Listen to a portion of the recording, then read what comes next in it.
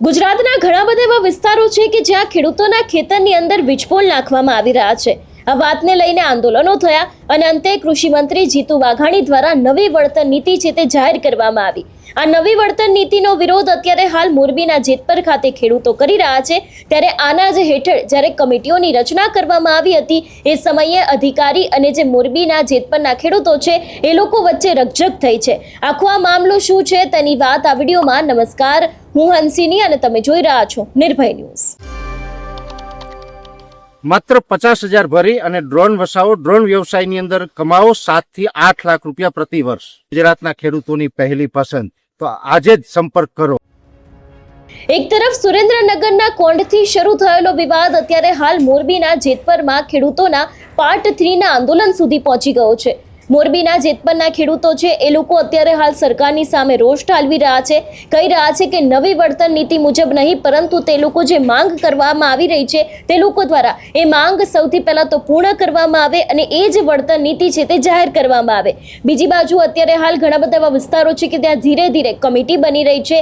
એક અધિકારી હોય એની સાથે ખેડૂતોમાંના એક પ્રતિનિધિ, અને એ બાદ દરેક ખેડૂતો છે એ લોકો પોતાની સહી એ પેપરની અંદર કરીને એ બાદ આખી આ જે કમિટી છે એની રચના થાય। પણ જ્યારે મોરબીના જેતપરની અંદર આવી કમિટીની રચના થવાની હતી એની પહેલા જ ખેડૂતો દ્વારા સ્પષ્ટપણે એ અધિકારીને ના પાડી દેવામાં આવી કે એ લોકો આ વળતર નીતિથી સહમત નથી। સૌથી પહેલા તો અધિકારી અને ખેડૂતો વચ્ચે જે વાતચીત થઈ હતી એ વિડીયો ઉપર નજર કરીએ। હું મૈસૂરી તલાટી ઉપરથી અમને હુકમ કરવામાં આવ્યો છે કે આ જે ટ્રાન્સમિશન લાઇન અને કોરિડોર છે એના માટે માર્કેટ રેટ કમિટી બનાવવાની છે। એમાં ખેડૂતો વતી જે પ્રતિનિધિ તમારે પસંદ કરવો હોય એ પ્રતિનિધિનું નામ અને નીચે ખેડૂતોની સાઇન એવું લેવાનું છે માર્કેટ રેટ કમિટી બનાવવા માટે। એનામાંથી તમારે જે યોગ્ય લાગે।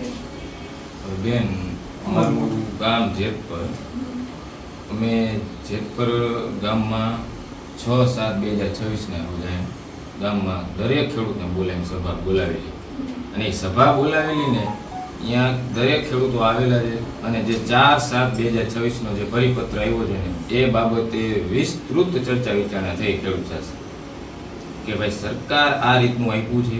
આ પરિપત્રમાં ચર્ચા થતાં ગામના તમામ ખેડૂતોએ એવું કીધું છે કે આ પરિપત્ર માન્ય નથી અને એ માન્ય નથી। પછી પંચાયતના લેટર પેડ ઉપર આ રીતનું આખું લખાણ કરી દીધું છે, બરોબર।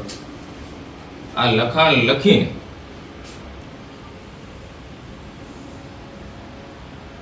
આ પરિપત્ર લખાણ લખીને કલેક્ટર સાહેબશ્રીને આવેદનપત્ર આપવા ગયેલા કે ભાઈ જે 4/7 પરિપત્ર આવ્યો એ અમાન્ય છે, તો અમારી માગણી શું છે એ ગુજરાત જે રાજ્યના તમામ જિલ્લાના ખેડૂતો આવ્યા હતા એના તમામ માગણીઓ આવરી લઈને અમે એક કોમન માગણી તૈયાર કરેલી અને એ આવેદનપત્ર દીધું, બરોબર, કે અમને પરિપત્ર માન્ય નથી, અમારી આ માગણી છે એની સાથે આ પણ અટેચ કરેલો છે।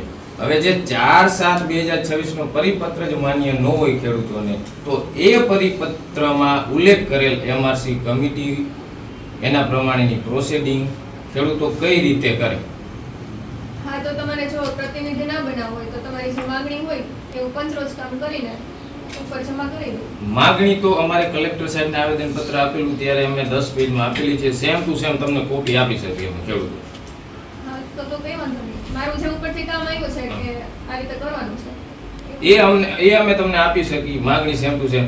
બાકી અહીંયા કોઈ પણ ખેડૂતો પ્રતિનિધિ સિલેક્ટ કરવા તૈયાર નથી જેતપર ગામમાં, અને કોઈ પણ ખેડૂતો ક્યાંય સિગ્નેચર કરવા પણ તૈયાર નથી। તમે એમ કહેતા હોય કે પંચનામું કરી નીચે ખેડૂતો સહી કરે, તો એમાંય ખેડૂતો કોઈ સહી નહીં કરે જેતપર ગામમાં। આ ક્લિયર વસ્તુ છે। એટલે અત્યારે હાલ એક તરફ મોરબીના જેતપરનું આંદોલન છે તે દિવસે ને દિવસે વધારે ઉગ્ર બની રહ્યું છે। મોરબીમાં આપણે જોયું કે કાંતિ અમૃતિયા જે ત્યાંના ધારાસભ્ય છે એમના ભાઈ કાળુ અમૃતિયા પોતે મેદાને છે। ખેડૂતોની અંદર અત્યારે હાલ ભારોભાર રોષ જોવા મળી રહ્યો છે।